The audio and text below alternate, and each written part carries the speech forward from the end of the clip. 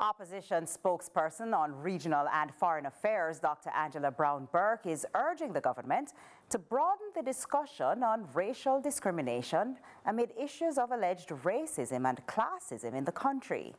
This as she tackles concerns around Jamaica allegedly indicating there were no indigenous groups here. Dr. Brown-Burke insists Maroons and Rastafarians are exactly that. More in this report.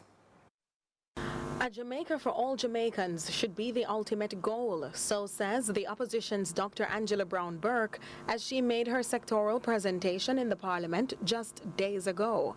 Under the theme, "The time is now for a new direction in regional and current affairs," the opposition member contends the time has come to end all forms of racial discrimination. As a country with such diversity as we have, we must continue to create a Jamaica for all Jamaicans, at home and abroad. Further, we must heed the call, Mr. Speaker, of the International Convention on the Elimination of All Forms of Racial Discrimination to broaden the definition of racial discrimination in our Constitution and other legislations to include direct and indirect racial discrimination as we seek to tackle long-standing issues of classism and colorism in Jamaica.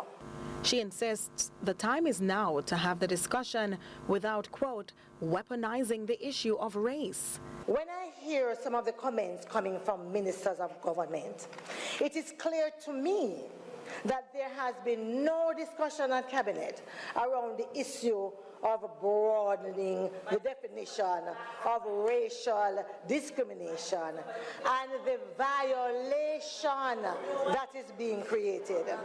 Nobody discriminated. Nobody discriminated. I stand resolutely, Mr. Speaker.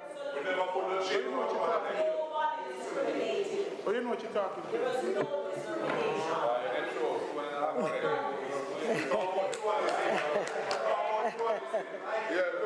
Mr. Speaker, her remarks left the opposition members charged as she dug deeper into international guidelines. I stand resolutely in defense of the inalienable right of every Jamaican, whether it is the member from East Central St. Catherine or the member from South St. Andrew. And I say, or West Rural St. Andrew, and I say to every single one of them that they can depend on me to reject any attempt, and here I quote, at nullifying or impairing the recognition, enjoyment, or exercise on an equal footing of human rights and fundamental freedoms of political, economic, social, cultural, or any other field in public life. She reminds this is an oath, adding it's also in keeping with international obligations for the elimination of racial discrimination. Nika Lewis, CVM News.